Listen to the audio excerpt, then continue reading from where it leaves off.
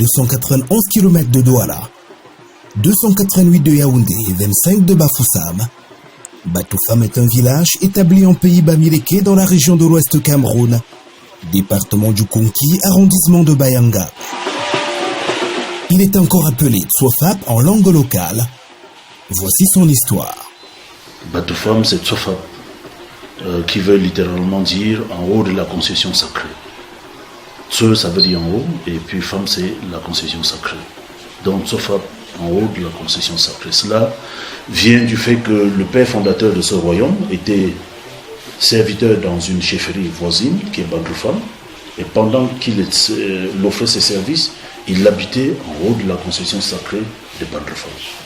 Et on l'avait donc baptisé par le nom de sa concession, donc par l'emplacement géographique de sa concession.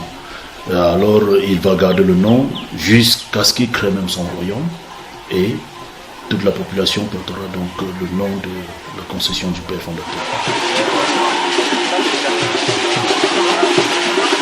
Batoufam, c'est une population résidente de 30 000 habitants environ, repartie dans une quinzaine de quartiers. Et près de 150 000 âmes hors de ses frontières vivant en majorité dans les grandes métropoles que sont Douala, Yaoundé, Bafoussam et à l'étranger. Les populations locales de Batoufam vivent essentiellement de l'agriculture et de l'élevage, pratiqués autour du plus grand cours d'eau existant ici, où s'est écrit une belle page de l'histoire du village. Chi et Che. Chi, on peut dire, c'est la terre, ou Cha, mais Che, c'est de l'eau. Batoufam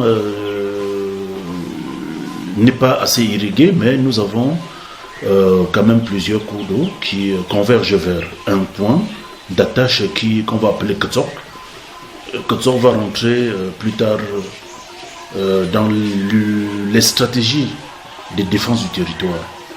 Parce que Ketsok veut littéralement dire n'approchez pas. Et nous l'avons utilisé pour définir, pour empêcher les ennemis d'antan de nous envahir. Batoufam, comme c'est le cas dans tous les villages de l'Ouest Cameroun, s'identifie par un emblème. Oui, l'emblème de la chefferie, c'est deux instruments de communication. On a la cloche à double gond et la corne du buffle qui était une flûte. L'instrument de double gond, c'est la symbolique du vieillard, c'est-à-dire des confréries, qui est ce qu'il joue quand ils veulent exprimer cette phase culturelle de la confrérie. La cloche à double gond, on l'utilisait pour les événements heureux. Alors lorsqu'on y émettait du son, ce sont les femmes qui vont sortir avec les cris de joie. C'était pour annoncer soit une naissance, soit un mariage et tout autre événement heureux. C'est utilisé par des jeunes pour exprimer la véracité ou bien la force qu'ils ont en eux. A contrario, la flûte faite à base de la corne du buffle, on l'utilisait autant pour moi, pour annoncer les événements malheureux au sein du royaume. Le village pouvait être attaqué, par exemple, ou la chefferie. Là, ce sont les guerriers, les hommes robustes qui sortaient en avant-plan et qui se mettaient à la défensive pour protéger les vulnérables, que sont les femmes et les enfants. La chefferie en pays Bamileke en général, comme c'est le cas ici à Batoufam, est un domaine de plusieurs hectares où réside le roi et sa famille. Elle abrite systématiquement à son entrée une grande cour encore appelée Place Royale, réservée aux rencontres publiques, exhibitions et autres parades festives.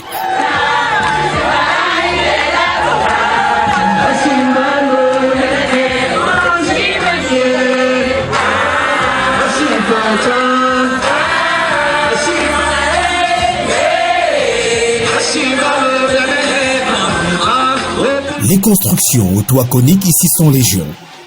C'est en termes d'habitat la principale caractéristique de la royauté en pays Grassfield. Ce sont des rois ou des notables qui sont autorisés à le faire. Et le roi, c'est la plus haute hiérarchie. Donc dans sa concession, toutes les cases devaient avoir des formes coniques sans réserve. En calquant sur les anciennes bâtis, sur les anciens bâtis, avec des toits en chambre, qui étaient généralement longs, coniques, ça nous renvoie encore aujourd'hui avec les éléments modernes comme le zinc, comme la tôle, à vouloir et avoir toujours ce genre d'étoile, peut-être pour ne pas quitter ce passé conique.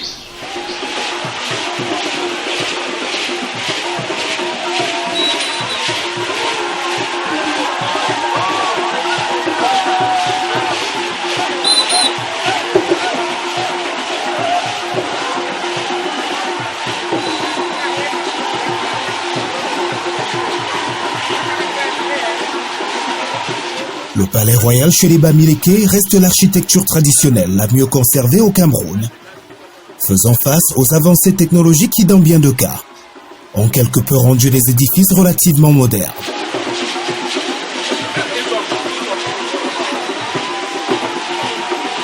L'architecture traditionnelle ici de tout temps a évolué selon les positions économiques et sociales, mais aussi les règles qui régissent les us et coutumes du village. Les techniques que vous découvrirez, je pense qu'on en comptera au moins 3 ou 4. Nous avons des blocs de terre, nous avons les cases dites des hommes riches dans le temps, c'est-à-dire des préfabriqués en bambou.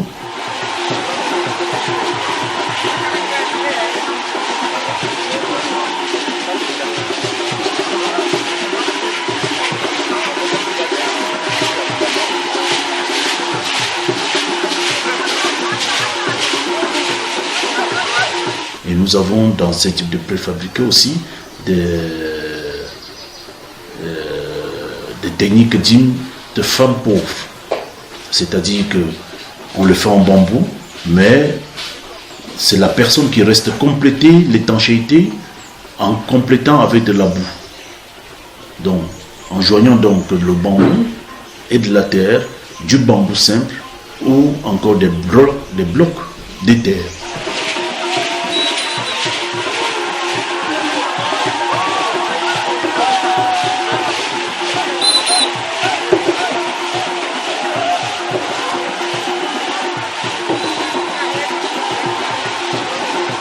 Ce sont bien souvent des bâtiments imposants qui se distinguent au premier regard, à travers leurs matériaux majoritairement faits de sculptures en bois dont le somptueux côté décoratif est loin d'être sa fonction originelle. Littéralement appelé une vendeur. Vendeur, c'est cette case qui donne l'histoire, la grande histoire, qui dessine la grande histoire de la création de ce royaume, parce que elle nous a permis de comprendre l'histoire d'annexion ou bien d'expansion que Nankam, de guerre, que Nankam a fait pour gagner du territoire et gagner des hommes. Alors cette case, comme vous avez constaté, les portes sont discrètes, les portes ne sont pas découvertes comme partout ailleurs. C'est comme ça, dans cette position, qu'on a donc dessiné les chartes désormais qui régissent, qui structurent donc l'administration de ce village. La tradition prévoyait quoi pour garder cette architecture traditionnelle? Parce qu'aujourd'hui, on a l'impression que ça disparaît parce qu'on ne faisait rien. Non. Dans nos traditions, on avait des techniques de conservation. Premièrement, pour lutter contre le froid qui attaquait ces piliers, ces matériaux locaux, bois, chaume et autres, il y avait toujours dans la maison un tisonnier, un gros bois qui gardait le feu. Le feu ne pouvait pas s'éteindre. Le feu était à l'intérieur 24 heures sur 24. Quand ce tisonnier voulait finir, on mettait un autre. Ça créait donc une certaine ambiance à l'intérieur. Cette température faisait donc en sorte que la maison soit constamment réchauffée. Et quand la maison est réchauffée, c'est difficile que les termites attaquent. Les termites aiment l'humidité. Les champignons, les moisissures ne pouvaient pas attaquer. Donc il y a cet aspect-là. Au niveau aussi de la conservation, le transfert des techniques, on avait les lignées des architectes. Mais aujourd'hui, qui n'existent plus malheureusement. On avait des familles des architectes qui formaient leur descendance et ces derniers, on les transmettait les techniques de construction, par exemple, en ce qui concerne l'Ouest Cameroun. Et entre autres, on avait aussi des sculpteurs qui intervenaient.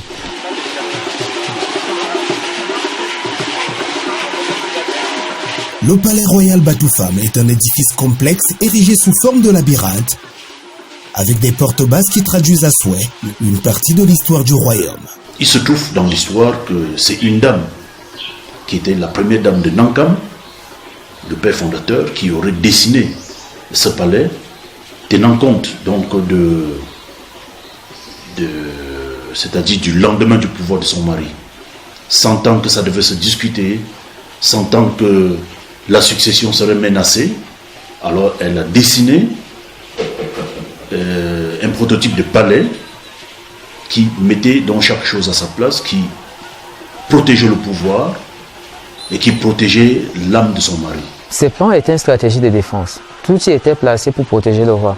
Par exemple, la troisième cour, ou la deuxième, juste après celle qui nous suit, on l'appelle la cour intermédiaire. Vous allez constater qu'il est possible d'aller dans tous les sens, à gauche, à droite, en avant et en arrière. C'était une stratégie qui permettait de brouiller la direction de l'ennemi. Lorsque ces ennemis arrivaient là-bas, ils ne savaient pas exactement quel chemin prendre pour se retrouver. Et lorsque les portes sont alignées, tel qu'on peut le voir, ça permettait déjà d'éloigner les gardes qui se trouvaient derrière ces portes. Parce que de part et d'autre derrière, il fallait que les gardiens soient cachés, ou alors les soldats. L'ennemi ne devait pas les voir. Et lorsque vous êtes placé ici, vous qui êtes par exemple en face de cette direction, vous avez une vue d'ensemble jusqu'à la cour qu'on va appeler la cour de l'architecture. Par exemple, il vous est impossible de savoir ce qui se trouve à gauche ou à droite. C'est ainsi donc que le roi se trouvait protégé et ça permettait ainsi de garantir sa sécurité dans une certaine mesure. Parlons maintenant peut-être des tailles de la porte. Les portes étaient relativement basses au fur et à mesure qu'on avançait. Parce que à force d'avancer, vous vous approchez du roi. Et les portes étaient basses pour deux raisons. Premièrement, le soldat devait être de plus en plus caché et protégé. Lorsque l'ennemi arrivait, vous étiez obligé de vous courber. Et quand vous vous courbez, ce qui est sûr, la tête va passer en premier lieu. Et quand la tête passe en premier lieu, c'est le soldat qui vous voit avant que vous ne le voyez. Et là, il peut savoir si vous êtes quelqu'un de la maison ou pas. Si vous êtes un étranger, vous ne serez pas pardonné. On va tout simplement vous trancher la tête. Et le deuxième argument, autant pour moi, qui justifie le fait que les portes soient basses, c'est que à un certain niveau, il faut faire la révérence au roi. On peut l'oublier. On peut l'oublier, on peut s'approcher du roi et oublier de faire cette révérence. Alors, étant donné que les portes sont basses, elles nous obligent à nous courber. Et en se courbant pour passer, si on croise le roi d'une façon à l'improviste par exemple, on se trouve en train de faire la révérence même si on l'avait oublié. On pourrait dire que cette dame est une des architectes, ou alors parce qu'aujourd'hui nous faisons que renforcer ce qu'elle avait commencé. L'architecture traditionnelle jadis tenait compte de l'organisation sociale. Hommes et femmes n'avaient pas droit au même type de maison. Dans nos traditions, la femme a toujours vécu seule et puis l'homme a toujours vécu seul. Donc, l'homme avait la charge de la protection de la concession, de toute la concession, dont l'entrée était matérialisée par une sorte d'échelle à double deux faces, à deux côtés, qu'on appelle tsoko. On appelle les tsoko chez nous. Maintenant, quand on rentre chez la femme, c'est aussi déjà pour l'architecture de la maison. La femme, elle n'a pas droit à la véranda parce qu'elle ne veut pas trop rester dans la cour, ou elle est dans la maison, ou elle est au champ. Batoufam compte pour ainsi dire au nombre des chaufferies, s'étend sur le plan architectural et bien d'autres. Le mieux préservé de l'évolution, conservant ses attributs tout en alliant judicieusement tradition et modernité. C'est un réel défi. C'est un réel défi et je pense que la particularité de la chefferie Batoufam, c'est que son roi étant dynamique, il donne le meilleur de lui-même pour que l'aspect traditionnel soit préservé, surtout lorsqu'il s'agit de l'architecture. D'où le dynamisme de l'architecture traditionnelle en Pays-Bas Méléké, qui bien que résilient n'est pas sans conséquences. Et les conséquences sont de plusieurs ordres. Premièrement, on a une possibilité de perte des techniques de construction architecturale primitives ou alors traditionnelles. Ça, c'est la première conséquence. La seconde conséquence, c'est la disparition des savoir-faire liés à l'architecture traditionnelle autant pour moi, qui pourrait être dans une certaine mesure une source de génération de l'emploi et de l'activité économique en général. Vous savez, si les artisans sculpteurs, par exemple, qui interviennent dans l'architecture traditionnelle Batoufam, ont un marché, ou encore les architectes traditionnels qui peuvent intervenir au niveau de la chaume, la fabrication, le tissage des murs à base de bambou ou de raffia.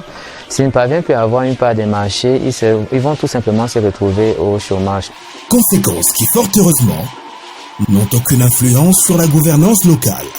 Mais en ce qui concerne le rôle, non, parce que le roi va s'arranger à ce que, en ce qui concerne les rites et les coutumes, que cela soit fait dans des cases traditionnelles. Hier, par exemple, je vous ai monté une qui est à l'intérieur de la cour, de l'autre côté. Et à l'intérieur, si vous avez été vigilant, vous avez vu, on a fait des sacrifices et autres. On ne fera pas cela ailleurs, on fera à l'intérieur de ces cases. Le temps pourtant passe et les difficultés autour de cette préservation s'étoffent. Difficultés ayant plusieurs origines avec en tête la culturation. L'exode rural, ou encore l'acculturation n'est pas forcément un simple fait. Il est bien réel à Batoufam. C'est vrai que ça arrive un peu tard. C'est aujourd'hui que nous allons tous à l'école. À ce rythme, on perdrait encore plus. Si les acteurs, c'est-à-dire les gardiens que nous sommes, si nous ne faisons pas attention, le christianisme qui a déjà fêté ses 100 ans, ses 150 ans au Cameroun, a évidemment touché aussi les habitudes, des croyances du peuple Batoufam. Quand on vous dit dans le livre d'Exode que vous n'aurez point d'autre Dieu en dehors de celui qui vous a créé, et que l'on va amléquer son Dieu, c'est cet arbre où il verse l'huile et il fait de libation, et que ce que cela comporte, ça devient contradictoire. C'est ainsi que beaucoup ont abandonné leurs valeurs, et c'est une guerre qui s'est installée. Parce qu'aujourd'hui, on a deux camps. On a ceux-là qui pensent qu'il faut faire des traditions, et ceux qui disent que non, c'est un tas de péchés, il faut abandonner. C'est vraiment difficile. Les difficultés liées à l'acquisition des matériaux ensuite. Aujourd'hui, on a cultivé tous les sols de l'Ouest Cameroun. Cette plante qu'on appelle le chaume va pousser où? C'est un plus possible. Quand vous voulez faire un toit conique avec le chaume, il faut aller dans la Damao. Après, à Fumban, là-bas, les banquines bagno. Et il faut avoir les moyens de transport pour louer un camion, tout un camion qui va porter ça et ramener ici. Et il y a aussi le fait que le matériau local se détériore très rapidement. Il y a les risques avec les termites, par exemple. Les termites vont ronger, il y a l'humidité, il fait tellement frais à l'Ouest Cameroun. Le bois va moisir, le bois va pourrir. La variation constante de la température également été facteur de détérioration de l'architecture traditionnelle. Lorsqu'on a un temps de froid, où la température baisse, après ça remonte en saison sèche, le bois va absorber de l'eau et se dessécher. Ces problèmes de gonflement et de rétrécissement va créer donc un choc. Il y aura des fissures sur le bois et naturellement, le bois va lâcher et c'est comme ça que les piliers et les poutres. Dans un contexte de mondialisation et d'évolution, pour ne pas dire d'occidentalisation de nos mœurs, il semble capital de savoir prioritairement quels sont les avantages dont regorge ce type d'architecture. Et il est à garantir qu'il y en a en nombre et pas des moindres. L'une des particularités de l'architecture traditionnelle, c'est le fait qu'on n'a pas besoin d'installer ces appareils pour réguler le climat, non. En saison sèche, lorsque vous êtes dans une maison pareille, la tôle est un conducteur de chaleur. Bon, pas seulement de chaleur, un conducteur de température en général. Lorsqu'il fait frais, ça va vous glacer la maison 2 fois plus. Et si ça chauffe, ça va chauffer 2 fois plus. C'est ça le matériau fait. Alors qu'avec le chaume, ce n'est pas le cas. Vous avez l'impression que vous avez la clim à l'intérieur. C'est naturel. Impeccable. De deux, vous n'avez pas besoin de plafond. Lorsqu'il pleut, c'est doux. C'était la bonne architecture. Parce que vous l'avez parcouru, vous avez vu beaucoup dans des livres même coloniaux, l'architecture traditionnelle bamileke ancienne, c'était très beau, très coûteux. Aujourd'hui, on fait des blocs, des parpaings parce qu'on va aller très vite. Au vu de ce que génère ces traditions bien conservées sous d'autres cieux, il y a chez nous de quoi avoir des regrets. On est en train de perdre énormément économiquement parlant. Si la Chine est puissante économiquement, c'est parce qu'elle consomme sa culture. Ça, c'est clair. Vous avez des États en Chine, de ces provinces en Chine qui ne construisent qu'à base de bambous de Chine. Alors économiquement parlant, vous savez ce que ça fait? Chez eux, on importe. C'est-à-dire vous arrivez dans une province qui est tout le Cameroun-ci. Les maisons sont construites avec les bambous de Chine. Imaginez ce que ça fait. Chez eux, il y a des hectares et des hectares de bambous de Chine. Pourquoi pas chez nous avec le bambou? Cette tôle que nous importons, ça nous coûte combien au port? Et là, nous avons l'impression que ces matériaux ne durent pas. C'est faux. C'est faux. Parlant de dynamisme, la dynamisme en soi n'est pas un mal. Non. Toute culture est appelée à évoluer. Et lorsqu'on évolue maintenant, il faut plutôt adapter, prendre ce qui est bien. Dans l'adaptation, les Occidentaux ont fabriqué des produits pour conserver le bois. Il est possible, par exemple, le vernis marin. Si j'utilise un vernis marin ici, c'est vrai qu'il coûte cher. Je peux garder ces bois pendant plus de 2 siècles. Aucun insecte ne va passer là. Pourquoi ne pas donc garder notre architecture traditionnelle? Et les Chinois font la même chose. Ils utilisent les bambous de Chine et traitent ces bambous. Une maison peut faire 3 siècles. Vous n'avez pas en tant qu'une termite à attaquer. Et que faire donc pour sauver la situation? Le problème avec les jeunes, c'est que nous sommes dans un système de crise économique. Qu'est-ce que je vais gagner en faisant ça? C'est ça la difficulté. Il y a de cela quelques années, Majesté avait initié la formation des jeunes ici, en sculpture. On a envoyé quelques jeunes à M. Ibrahim. Mais 2-3 mois après, ils disparaissent. C'est normal, même si c'est moi, je vais partir. La question qui va se poser, je viens faire ça, je gagne quoi? Alors qu'avec ma moto, je peux sortir en une journée, j'ai 2500 très rapidement. C'est ça la question. Il faudrait qu'à un moment, on investisse, qu'on injecte les fonds, qu'on sacrifie de l'argent et qu'on l'État soit même capable de donner 50 000 à ces jeunes qui se forment. Et après, on verra les fruits venir. Avec notre génération, ce n'est pas possible. C'est la future génération qui fera ce travail.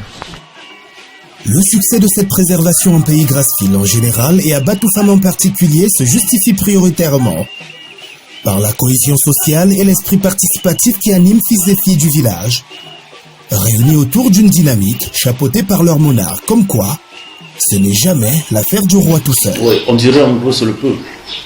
C'est le peuple, comme je l'ai dit, c'est nous qui définissons dans l'architecture par rapport au type de pouvoir que nous voulons monter, que nous voulons mener. Voilà pourquoi le peuple définit, et moi je suis que le gardien, moi je suis que gardien de la place, mais je fais partie de ce peuple. Donc en harmonie avec le peuple, nous définissons ensemble, nous travaillons ensemble pour cette architecture, pour qu'elle adhère à l'idéal de la société que nous voulons créer. Toute la chaufferie à l'ouest Cameroun est un musée à ciel ouvert. Batoufam comptant parmi les mieux agencés et les plus visités du fait des spécificités de son plan, c'est vrai, mais aussi de la variété de ses produits souvenirs, fabrication locale faite de main de maître par 2 artistes et pas des moindres. Auteurs en même temps de tout l'aspect décoratif de l'architecture de cette chaufferie. Eux qui pourtant venus d'ailleurs, sont depuis de dignes fils Batoufam, une belle preuve d'intégration, prônée au plus haut sommet de l'État du Cameroun. Moi je viens de Fumban. Et le chef Batoufam m'a adopté depuis 2004. Donc ça fait 16 ans aujourd'hui que je travaille pour lui dans sa chaufferie. Acteurs principaux donc du volet visuel de la restauration du patrimoine architectural local. Ces artisans sont à l'origine des sculptures aussi bien présentées sur les bâtisses que dans les galeries d'art de la chaufferie, activité génératrice de revenus qui facilite le quotidien de ces acteurs. Bon, mais je suis marié, j'ai une femme, père de 5 enfants, ils vont à l'école. Et j'ai dit que de ça, je n'ai pas une autre métier autre. Parce que là, c'est quelque chose qui paye, je ne peux pas vous mentir. Donc, ce que la galerie nous donne comme revenus, nous utilisons aussi ces revenus-là, soit pour aménager davantage notre chaufferie. Parlons de revenus de la chaufferie. Ce registre possède bien d'autres atouts au nombre desquels des cases de passage pour visiteurs, véritable chef-d'œuvre artisanal constitué de matériaux locaux. Nous sommes ici par exemple dans l'une de nos cases d'hôtes où nous avons essayé de conserver et de mettre en valeur les techniques architecturales en ce qui concerne l'architecture traditionnelle Batoufam. Vous convenez avec moi par exemple qu'en ce qui concerne les murs, au lieu de faire un crépissage à base de matériaux solides tels que le ciment, nous avons plutôt mis en valeur les matériaux locaux, les bambous. Le plafond également est fait à base de bambous de raffia. C'est vrai que le sol, quant à lui, c'est plutôt le contraire. Nous avons utilisé ici le ciment parce que le ciment n'est pas salissant comme la terre crue par exemple. La porte, nous avons utilisé juste des simples planches. On peut évaluer la hauteur à 1,80 m par exemple. Les fenêtres également à partir d'une planche, mais les bordures restent en bambou. En ce qui concerne les meubles, nous avons fait l'effort de garder les meubles locaux. L'armoire par exemple est fabriquée essentiellement en bambou. Il en va de même des tables d'études pour nos clients et également les chaises. Bref, tout est fait à base de bambou, y compris la décoration aussi.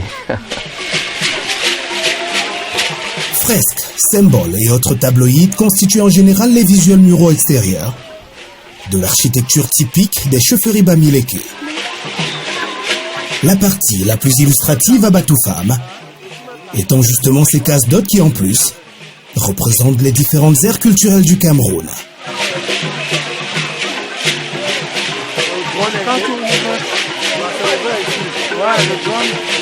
Tout ceci accompagné d'un ensemble de cases spécifiques à l'image de celle-ci, où vivent reines, enfants de bas âge et princesses célibataires, mais surtout pas les princes.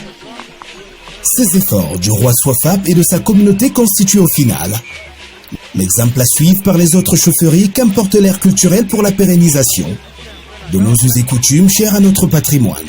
La Pechormi le jambon. C'est-à-dire que si tout le monde travaille, si tout le monde met la main à la pâte, nous n'aurons pas de pauvres, nous n'aurons pas de différences. Alors, premièrement, il faut que tout le monde travaille, il faut que tout le monde mette la main à la pâte. On comprend dès lors pourquoi Batoufam est à ce jour l'unique chaufferie du Cameroun à figurer dans le top 20 des meilleures destinations écotouristiques au monde, selon l'OMT, l'Organisation mondiale du tourisme.